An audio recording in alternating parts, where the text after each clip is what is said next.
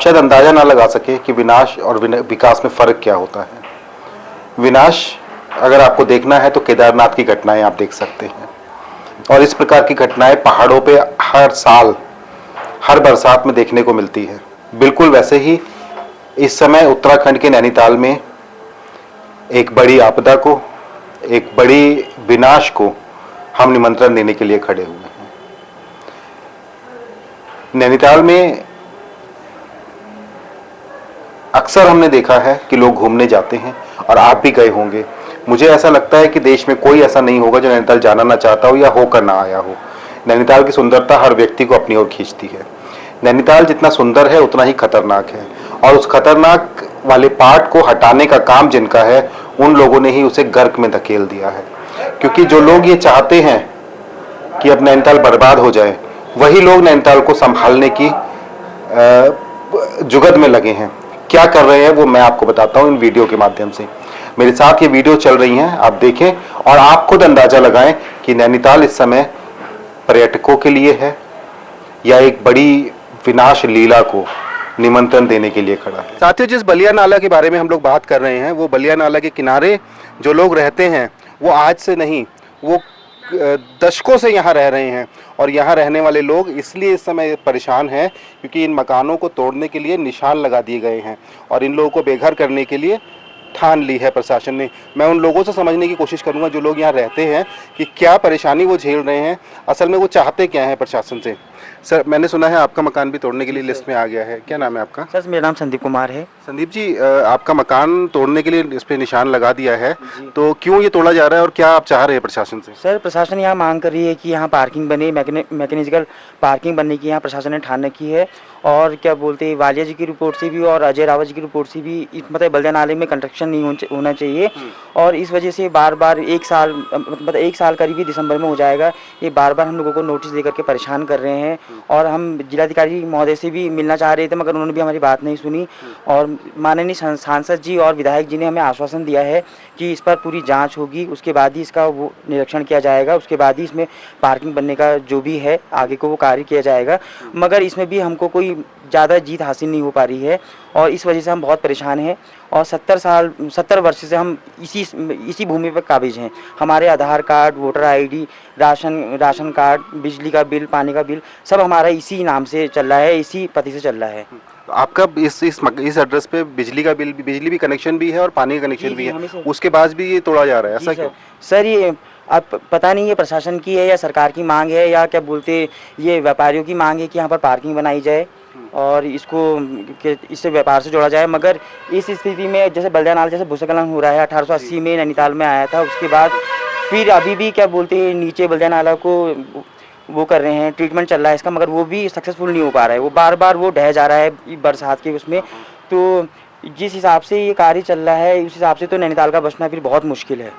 आप क्या चाह रहे हैं प्रशासन से कि क्या प्रशासन आपकी मदद करे, आपकी क्या सुनवाई हो वहाँ पर? हम प्रशासन से यही मांग कर रहे हैं कि हम सब गरीब लोग हैं, आप अपने 70 साल से 100 साल से सब लोग यहाँ काबिज हैं, तो हमारी प्रशासन से यही मांग है कि हमें यहाँ से ना हटाया जाए, इसका पूरा निरीक्षण करके और हमें इसी भूमि पे रहने दिया जाए। आप समझ रहे हैं साथियों कि ये वो लोग हैं जो 70 साल और लगभग उससे ज़्यादा से यहाँ रह रहे हैं, इनको बेघर किया जा रहा है। किस नाम पर? कि यहाँ पार्किंग बनाई जाएगी, जो टूरिस्ट बाहर से आते हैं उनकी गाड़ियाँ खड़ी होंगी, और उन लोगों को किसी तरह से होटेलियर्स को और जो बिजनेसमैन हैं यहाँ के, उनको किस तरह से फ़ायदा पहुँचाया जाए। तो इन गरीबों को बेघर किया जाएगा और उनके लिए पार्किंग बनाई जाएगी, ये उसकी तैयारी। और भी लोगों से बात करते हैं और समझने की कोशिश करते हैं कि असल में यहाँ दिक्कत क्या आ रही है। बहुत शुक्रिया सर, धन्यवाद। साथियों, और भी लोग हैं जो यहाँ रहते हैं, उनसे भी समझने की कोशिश करेंगे कि असल में यहाँ दिक्कत क्या आ रही है। आपका नाम? सलमा। आप कब से रह रहे हैं यहाँ पर? हम रह रहे हैं यहाँ कम से कम 50 साल से है यहाँ पे। आपके भी घर के बाहर ऐसा निशान लगा दिया है कि आपका भी घर तोड़ा जाएगा, प्रशासन से क्या क्या आप चाहते हैं? निशान लगा दिए हैं जी, घर तोड़ा जाएगा, हम परेशान हैं, बुजुर्ग हैं हम, मतलब बीमार भी हैं, कहाँ जाएंगे, कोई जगह नहीं मिल रही हमें जी।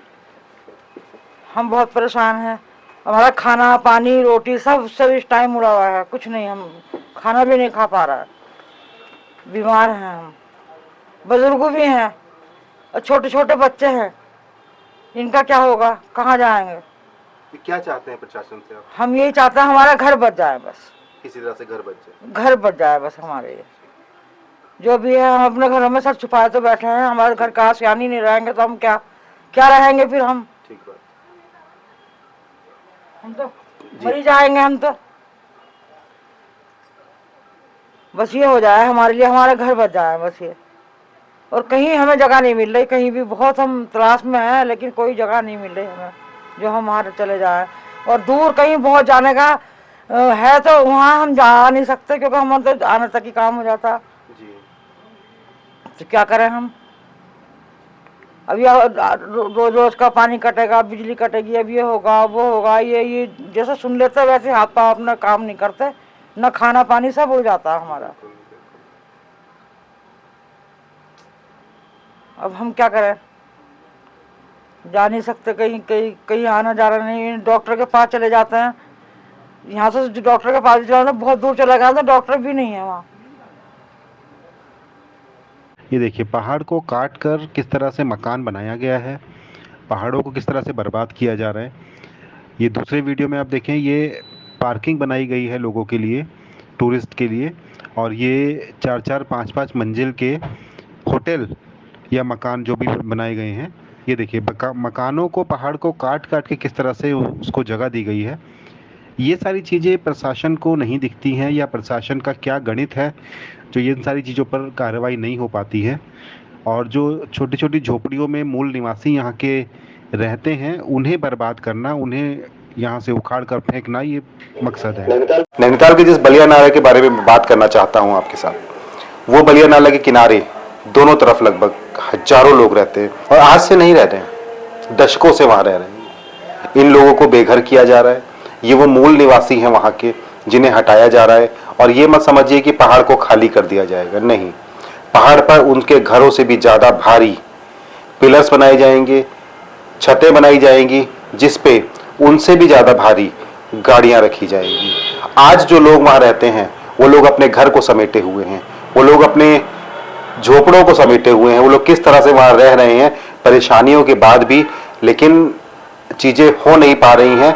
और प्रशासन चाहता है कि उन घरों को वहाँ से हटा दिया जाए और वहाँ पर एक मल्टी लेवल पार्किंग बनाई जाए, जिस पार्किंग का वजन ही हजारों टन होगा, इन घरों से कई गुना ज़्यादा। वहाँ पार्किंग बनाई जाएगी और पार्किंग पे उससे भी ज़्यादा भारी गाड़ियाँ रखी जाएंगी, और ये गाड़ियाँ इन लोगों की नहीं होंगी, ये गाड़ियाँ होंगी वहाँ आने वाले टूरिस्ट की। जो टूरिस्ट नैनीताल घूमने आएंगे उनके लिए गाड़ियों की व्यवस्था की जा रही है, वहाँ से लोकल लोगों को हटाकर, वहाँ से लोगों को बेघर कर कर। उसमें बहुत सारे बुजुर्ग हैं जिनका कोई सहारा नहीं है, बहुत सारे बीमार लोग हैं जो कहाँ जाएंगे, जिन्हें अगर मान लीजिए नैनीताल से बाहर कहीं शिफ्ट कर दिया जाता है तो वो नैनीताल तक दवाइयों के लिए आने जाने में ही मर जाएंगे। और आप देखते रहेंगे, दिल्ली में बैठी बड़ी मीडिया देखती रहेगी, क्योंकि बड़ी मीडिया को मैं कई दिन से ट्वीट और मेल कर रहा हूं और ये बताने की कोशिश कर रहा हूं कि नैनीताल को किसी तरह से बचाया जाए। पर मुझे लगता है कि देहरादून का प्रेशर दिल्ली पर भी है और दिल्ली की बड़ी मीडिया पर भी है। मैं कोशिश करूंगा उन लोगों से संपर्क साधने की जो लोग इन खबरों को हाई लेवल तक पहुंचा सकते हैं। मैंने पुष्कर सिंह धामी जी को भी ट्वीट किया और उन्हें बताने की कोशिश की कि नैनीताल को बचा लें। मुझे नहीं पता वहाँ का प्रशासन क्या बदला लेना चाहता है लोगों के साथ, क्यों दुश्मनों की भांति उन लोगों के साथ ट्रीट कर रहा है कि जैसे नैनीताल को बर्बाद करने पर तुले हुए हैं। सौंदर्यीकरण के नाम पर, सौंदर्यीकरण बहुत अच्छी चीज़ है, लेकिन उसके नाम पर लोगों को बेघर नहीं किया जा सकता। सौंदर्यीकरण के नाम पर लोगों को बर्बाद नहीं किया जा सकता। जो लोग वहाँ दशकों से रह रहे हैं, अगर उन्हें हटा देंगे तो नैनीताल की विरासत को आगे कौन बढ़ाएगा? ये आपको सोचना है, ये हमें सोचना है। मुझे लगता है नैनीताल के लोगों को इस पर एक आंदोलन खड़ा करना चाहिए, ये सोचे बिना कि ये आज मेरी लड़ाई है, किसी और की लड़ाई है, ये ना सोचे और आए एक साथ खड़े हों सभी लोग। जिनके घर टूट रहे हैं वो भी, जिनके घर बचे हुए हैं वो भी, हो सकता है आने वाले टाइम में उनका नंबर हो, क्योंकि सरकार, प्रशासन किसी भी क्षेत्र को ग्रीन बेल्ट घोषित करेगी और वहाँ से लोगों को विस्थापित करेगी, लोगों को बर्बाद करेगी। और ये हुआ है। मेट्रोपोल पार्किंग जहाँ पर थी, वहां से सैकड़ों घरों को हटा दिया गया, उन्हें कोई रहने की जगह नहीं दी गई। उसी से थोड़ी दूरी पर जहां बीटी पांडे हॉस्पिटल है, उसके पास से लोगों को हटाया गया जिन्हें रहने के लिए कोई सुविधा नहीं दी गई। इतने लोगों को अगर आप बेघर, सैकड़ों लोगों को अगर आप बेघर कर रहे हैं, तो वो कहाँ जाएंगे, उनका परिवार कहाँ जाएगा, उनकी नौकरी यहाँ पर है, उनके बच्चों की पढ़ाई यहाँ पर है, अचानक से आप उन्हें बेघर कर देंगे, अपना घर बर्बाद होते हुए। आज सुप्रीम कोर्ट ने भी ये बात कही है। सुप्रीम कोर्ट का कहना है कि किसी के घर को ऐसे बर्बाद नहीं किया जा सकता, ऐसे नहीं तोड़ा जा सकता। लेकिन क्या ही कारण होंगे, क्या ही कारण होंगे और क्या गणित होगा इस विकास के पीछे, जो विकास नैनीताल का प्रशासन कर रहा है, उस विकास के पीछे जो गणित है वो आप भी समझ रहे हैं, मैं भी समझ रहा हूँ। कई सैकड़ों करोड़ों का हिसाब किताब है इसमें, जिससे कि वहाँ के विकास कार्य को, वहाँ पर पार्किंग को बनाने के लिए लगेगा, और उसका गणित आप भी जानते हैं, मैं भी जानता हूँ, हम सब समझ रहे हैं।